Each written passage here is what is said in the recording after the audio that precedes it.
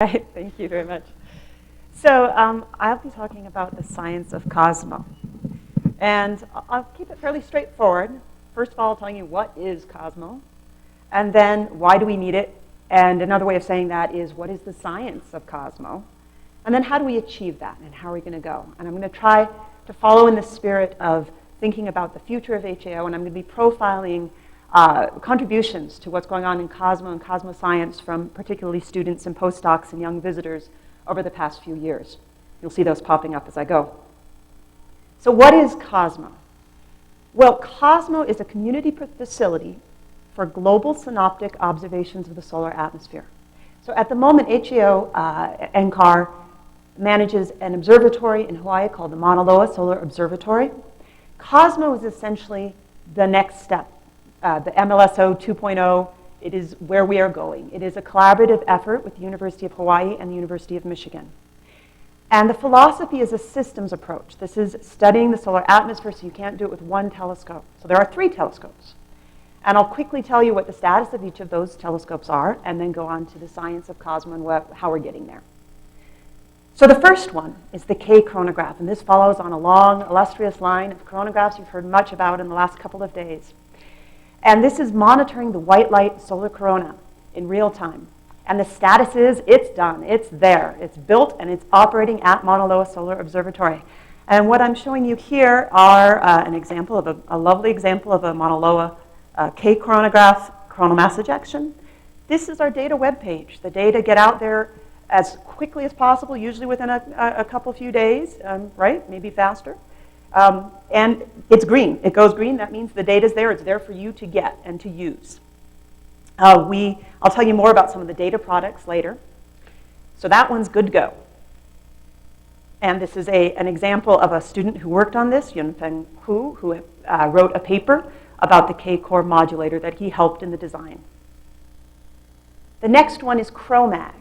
And this is now looking at the above the photosphere, the level of the chromosphere, the full disk of the sun. The Coronagraph is looking at the limb, the edge of the sun, and the chromospheric CROMag will be looking on the disk and doing plasma diagnostics, including polarimetry. And more about that soon.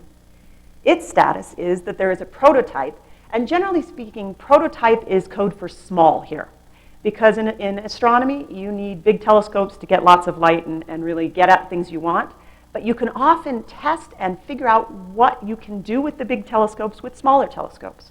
So CROMag has a prototype which is currently being tested. We're actually testing it and have tested it up on the Mesa Lab here in Boulder, and also down I believe down at Sac Peak. Soon it will be deployed to Mauna Loa, and we will have prototype observations available. And here's Alfred Devine, who is was a postdoc, but is now currently the instrument scientist, is very much responsible for many of all the wonderful things that are going on with CROMag.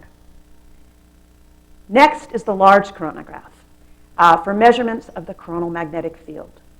And this one is the most in the future, and that's why I have here an artist's conception of what it's going to look like as opposed to the actual hardware. And this is a forward calculation using what we think we know about the coronal atmosphere and trying to calculate what we think the large Coronagraph will observe in terms of Stokes circular polarization, which is really what, as you'll see from the science case, we're after, is to try to get the magnetic field in the corona itself.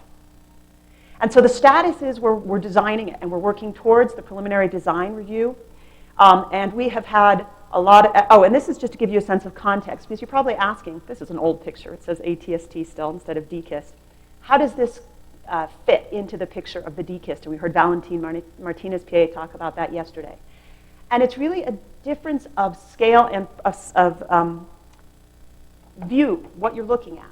And Valentin talked about how they will be doing coronal polarimetry with the DKIST, and they will be able to get into the fundamental processes going on in the corona in absolutely critical ways.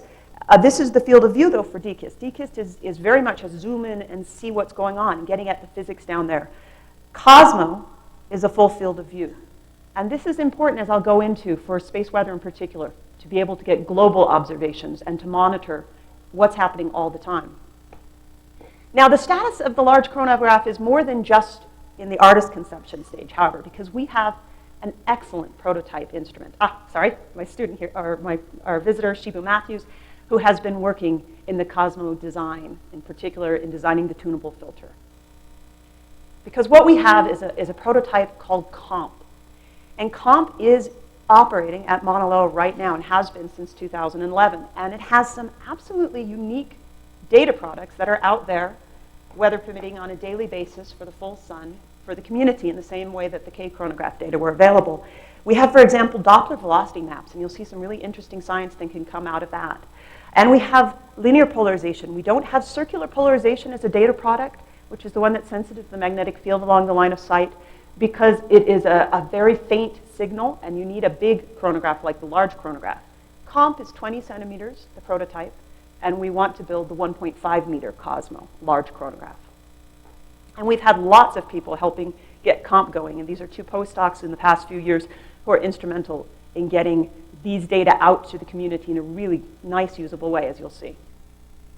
All right, that's where we're at. Why do we need it? What's our motivation? Well, it comes down to the coronal magnetic field, and more than that, the whole magnetothermal environment, so the magnetic field in the plasma in the solar atmosphere, which is important for so many things that we've heard about in the last couple of days, for coronal heating, for solar wind acceleration, and absolutely for space weather. We've heard about the geoaffective events that come and hit the Earth's magnetosphere, and I think we've heard a bit about how the direction, we heard, that's right, from Stan's talk, I think, yesterday, talked about the one that was sort of a dud. It was predicted to be a big event, and then it wasn't. And if you go back and look at it, it was very obvious why. It was because the direction of the magnetic field coming in was pointing in a way, the same way as the Earth's magnetic field at its front, and there was no reconnection of as extreme as would cause a strong geomagnetic storm. So you really need to understand the magnetic structure that's coming out in the solar wind as a CME. And to do that, you have to understand the magnetic field at its source. And so that is a big motivation of Cosmo. So to get an idea of what we think is going on in the magnetic field in the corona, I'm going to use as an example one of my favorite subjects, which is coronal cavities. And I don't know if you can see it here, but this is it's basically you're looking at the limb of the sun, and there's a dark elliptical structure. And these things last for days and days, but eventually they erupt in a coronal mass ejection. But because they're really good, stable structures, they're there before the eruption, we can analyze them. And analyze them we have. And the model of a twisted magnetic flux rope is very well borne out in the observations of these cavities. In terms of their morphology, if you look at them crossing the limb, they've got a sort of a croissant shape, which is what you'd expect from a flux rope. In terms of their structure, they get these internal structures that are what you would expect from a flux rope undergoing magnetic reconnection internally. And in terms of the flows, which actually give you these nested toroidal motions towards you and in the plane of the sky, swirly motions, which are exactly what you expect in a twisted magnetic structure. And there's a lot of work on this, and this is a grad student, Don Schmidt, research RU, NSF-RU, Dominic Rostowicki, and a postdoc, Ursula Box-Teslika, who all worked on these analyses. The cavities, of course, are interesting because they erupt as CMEs. And another student, another RU student, Blake Forland, worked with postdoc Laurel Rackmiller, and showed that when he looked at cavities and he looked at their morphology, he could actually predict if they were going to erupt, because a cavity that was round was much less likely to erupt, only 10% of the ones he surveyed over 100. When they started to get a little higher up and more full circle, they were a little more likely to erupt, but when they started to get a teardrop shape, they were almost guaranteed to erupt. And this is an indicator of magnetic processes going on inside this flux rope. So I want to point out that these pictures, these snapshots, were not taken, this is not taken in eruption. This was taken a full day before the eruption happened. There's this teardrop shape, which we believe means that there are current sheets forming and reconnection happening underneath the flux rope in a way which is lighting a fuse and inevitably leading to its eruption. So, flux ropes, great. We think with our flux ropes we have some information about the boundary condition. Can't we just take that information, go through the eruption, model it, and see what way it should be pointing when it gets to the Earth? And this is what I showed yesterday in my talk. But as I said, there's a lot of interesting things that happen on in these boundaries. And let me just point out a couple of them. Even before it leaves the corona, that flux rope, if it was a flux rope to start with, can go through some pretty serious changes. the context, its global context, what's the magnetic structures around it, and what's happening in time, what happened before it, what happens after it matters. This is an observation from the Mark IV chronograph. And if you watch it, I think you'll notice that the structure that's erupting is twisting as it goes. And this is a model where you see exactly the same kind of behavior. It has to do with the twist that's built up in the flux rope, which actually unkinks as it erupts. And we analyzed the before and after of this particular model, and guess what we found out? That not only had the orientation changed radically for the thing that was there that you would have measured maybe nicely before it erupted, but it also had changed topology. You talk about magnetic twist and how many wrappings and how many axes there are. The thing that erupted actually had 2 axes in this case. And you couldn't have told that if you just zoomed in on that source region and didn't think about how it erupted and how it behaved and how it interacted with the fields around it. Here's another example. If you have a flux rope erupting in a model, and then shortly thereafter another one erupts, and this actually tends to happen because of the way the corona breaks off a piece of magnetic twist, but there still may be some there, and then it breaks off another, you get what's called cannibal CMEs. This is work by another postdoc here. And these have been observed as well. It's very common to have an active region where they pop off more than one, and one CME catches up with another. And the first one acts like a snowplow and moves through the solar wind, making a path so that the second one can be really, really fast and really, really geo-effective. And in fact, the Carrington event, I think we heard how it spanned several days. And the thought is that maybe the Carrington event was something like this, one CME after another. So that really big one that Carrington saw had its way paved for it from CMEs that had happened before. And so the lesson there is, if we want to predict VZ at the Earth, the direction of the magnetic field, the southward component, we have to not just know the source region, but the global coronal magnetic field. Okay, how can we do that? We've actually got some wonderful models which take a boundary condition of where we can observe the field really well, the surface of the sun. The trouble is that boundary condition, to make the models from it, you sort of have to assume that it falls in a special part of physical space where magnetic fields and magnetic currents are aligned, and it probably does not. All right, then we can move a little bit out. And in fact, that's one of the motivations for Cosmo and CROMag. Because when you get up to the chromosphere, we think that in fact, the magnetic field is force-free and it makes a better boundary condition on our models. Or, or, you can look at observations in the corona itself and constrain your models of the global coronal magnetic field. And there's been some very interesting work by some postdocs on this subject where they don't have the coronal polarimetric observations employed yet, but they're using loop structure, for example, and filament structures to shape the magnetic field in the corona. They use the boundary condition, but they don't assume that the vector direction is correct, and they're able to reproduce more tangled, more twisted magnetic fields, arguably far more realistic magnetic fields than you would do if you just used a force-free condition from the photosphere. And these are postdoc Annie Melanishenko, who's here. Antonia Savcheva is a postdoc at the CFA Smithsonian and is involved in a collaborative effort with us and with NCAR's computing lab. So, how do we achieve it? That's what we want to do. We want to get that magnetic field, that atmosphere. How do we achieve it? Well, first of all, that force-free boundary, that chromospheric magnetic field.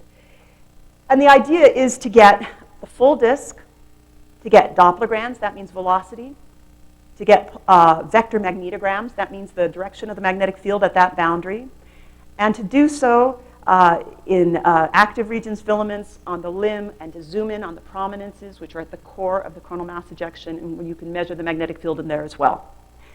And we're testing, in addition to all the design and develop we're doing, we also are working on developing inversion techniques. Because what you observe, getting from what you observe to that magnetic field line is not trivial. And so we have Rebecca Centenay-Elliott, who will be talking later today about the CSAC. And this is another RAU, Max Jenikoff, who I believe also, this was a great picture. He's directs Shakespeare, too. It's amazing, by the way, what you can find on the internet. I found most of these. Most people have an internet presence, and you can find pictures quite easily. It's an interesting research thing to do. Anyway, this is Max Jenikoff, and he was here working on inversion techniques for CROMag. All right, COMP. Now, COMP has lots of really interesting, we're just starting to figure out the potential of the COMP data. one of the earliest things, the low-hanging fruits taken out of the COMP data was that COMP has waves going all the time, ubiquitous waves. I believe we heard this in Steve's talk, if not others. And these waves are very interesting because what we're seeing is actually the velocity signal and then versus time and then subtract it out to get a sense of how much it changes. Because what they're doing is they're showing you the presence of the magnetic field, the velocity of those waves you can analyze for the magnetic field strength in the plane of the sky, the direction for the direction of the magnetic field. These waves are also interesting, as we heard from Steve's talk, in terms of coronal heating and solar wind acceleration. And we have a lot of people who are interested in working on the waves. Here's just a couple of them. And this is work by Richard Morton, where he looks at the waves and he's looking at the counter-propagating waves, because this is critical for setting up the turbulence necessary for the solar wind acceleration that Steve talked a little bit about yesterday. We can also look at topology. And by topology, I mean the way the magnetic field twists and whether you have a magnetic flux rope structure. Going back to the coronal cavities, we looked in the coronal cavities and we said, well, what does COMP see? And what COMP sees is, as it happens, exactly what you would expect from a magnetic flux rope, which is a rabbit head, otherwise known as a lagomorph, which pretty much means rabbit head. But what you see is that when you look down the axis of the magnetic field, the linear polarization signal goes away, and so it's dark. And when you look at an angle of 54 degrees to the direction of to the radial direction of the sun, you get a null. And this is a diagnostic of twist. And so this is an example of an observation by COMP of a coronal cavity, and this is a model of a magnetic flux rope, exactly what you'd expect. And so you get these nulls, which are the ears of the rabbit, which are occurring at that that particular angle. And you can see in the cavity, you get exactly the same thing. You get the direction of the magnetic field in the plane of the sky. When it goes through the ears of the rabbit, it flips 90 degrees, but you can see the curvature to the ears and then 90-degree flip is exactly found in the observations. And this is the work of Ula Buxtes-Liska, and who's a postdoc here. And she has found, and we have found basically that when you have cavities in COMP, you get these structures. These are a robust diagnostic of twisted flux ropes above the photospheric field in the corona itself. And I flashed this one by you earlier, and without mentioning that these are actually COMP data. I mentioned those toroidal surfaces. This is part of Ula's paper as well, and Ula has found multiple cases where in the COMP data, in the cavities, along with these lagomorphs, you get the bullseyes, these that really imply magnetic flux surfaces and a flux rope topology. Another interesting topology that Steve Cranmer mentioned is what are called pseudostreamers. And they're called pseudostreamers because you have closed field surrounded by open field, but the open field is the same sign on either side. And so if it was a helmet streamer, it would be the opposite sign, and you'd have a current sheet. But in a pseudostream, you have two lobes. And Laurel Rackmiller, who I mentioned earlier, a postdoc, worked, and she wrote a paper saying, well, we should be able to see this in COMP because this particular magnetic topology should have this particular three-lobe structure in the COMP linear polarization. And she looked for it, and she found a really nice case, but in that case, it was a really big pseudostreamer, and so the most characteristic part of it, this null right here, was above the field of view. Well, recently, very recently actually, and unfortunately, I don't know if you can see this in this light. You hopefully, actually, if you go back and you look at this talk on your screen, you'll see it, I think, because it's pretty clear. There is a three-lobe structure in COMP, which coincides with a pseudostreamer seen in the extreme ultraviolet. There's a beautiful little cavity right here. There's the two lobes of the magnetic configuration and the three lobes of the linear polarization signal, and an absolutely beautiful expansion of the magnetic field above this structure, which is very important for solar wind models because they want to know how the magnetic field expands above a structure like this to be able to define their models. Now, circular polarization. That's the ones that actually scales with the magnetic field strength, and we really want to get that. We really need probably the Cosmo DKIST as well. We'll be able to observe the circular polarization in a zoom-in fashion. But it's a difficult measurement to make because, not just because it's a very, very faint measurement. Oh, this one you're not going to see at all. But this is work of Joe Plowman, who's a postdoc here. There's a problem that the linear polarization has a crosstalk. It bleeds its signal into the signal of the circular polarization. So Joe's done some really nice work with the COMP data to start building the capability for Cosmo, where he takes an apparent circular polarization signal. He figures out which part of it is anti-symmetric, which means that it's the linear polarization, versus symmetric, which means it's the circular polarization. This is the crosstalk, the bleeding. And what you'll notice is they're pretty much the same. And maybe on your screen, if you load my talk up, and I can show you afterwards, or Joe can show you, there's a very, very faint signal that is measurable that's left when you subtract them off. But you have to be able to do this calibration. So people like Joe are working on the techniques that will let us use the Cosmo data. We also have observations with comp of CMEs. And yeah, there we go. We can see the CMEs actually beautifully in the velocity in particular. As it blows out, you can see the velocity basically expanding to make way for the thing that's going to move out. I'll make it run one more time. Here it goes. And we had postdocs who have worked with the velocity data, in particular the CME velocity data, to be able to pull the signal out. Because the first velocity signal you get from comp is the solar rotation. So it's red on one side and blue on the other. So you have to subtract that out. And it's actually not obvious how to do that because it's not rotating like a solid body. So Hui Tian worked on that. And he was a postdoc here. Xiteng Fan was an undergraduate who came. And he's trying to look at the velocity signal because sometimes you have multi-component different kinds of plasma, expansion, as well as a blob moving out more ballistically, and how do you tease that information out? Let me go back to K-core. K-core has some wonderful coronal mass ejections. The beauty of K-core is and the beauty of the coronagraphs in the history of HAO is that they're the low corona. Space coronagraphs are wonderful for getting, and really necessary, for getting above the Earth's atmosphere and seeing the outer corona and really seeing the CMEs that are coming right at us, the halo CMEs. But they start, as you can see, quite high above the sun, and there's a lot of interesting structure. All that evolution I talked about, the rotation, the reconnection, the changing, a lot of that happens below the occulting disk of the space coronagraphs, but you can observe them in the low corona with an instrument like K-core.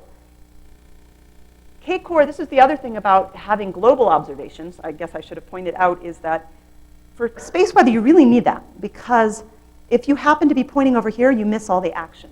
When you have a full field of view chronograph, and the Cosmo as well and the CROMag, you will always be looking at everything and you won't miss anything, and that's critical for monitoring for space weather. And doing the same observations day after day is also critical, synoptic observations, because it lets you build up a picture of space climate. This is our Mark IV data over 3 decades. And this is just showing you how fat the streamers are from minimum to maximum. And this is Joan Burkpil's work, and you can see that there was a real difference in the width of the streamers in the recent weak solar minimum compared to previous ones. And finally, I just want to point you to, we have a data product which is activities, which is out there. We monitor. Juliana Totoma does wonderful work. We have Don Klinsky, a lot of people working on this, and basically putting out CMEs that we see in comp, in K-core, identifying them, linking you to movies, and you can get all that information online. And I'm going to finish here with just saying that the devil in the details of putting all this information into a 3D picture is a really hard problem, and one that a lot of people are working on using tomography, using analytic inversion, and using statistical methods. And these are some of the postdocs who have worked with us, and as well as this is a RU summer undergraduate who worked on the project. One more thing. We are collaborating with Enrico Landi at the University of Michigan. We're trying to add different wavelength capability. There's a new comp, which is going to be an upgrade, which has a bigger field of view, so we can catch more information, and which will have different wavelengths, so we can look in the visible as well as the infrared. We've collaborated with folks in Italy. This was a student who came and visited us to work on green line observations.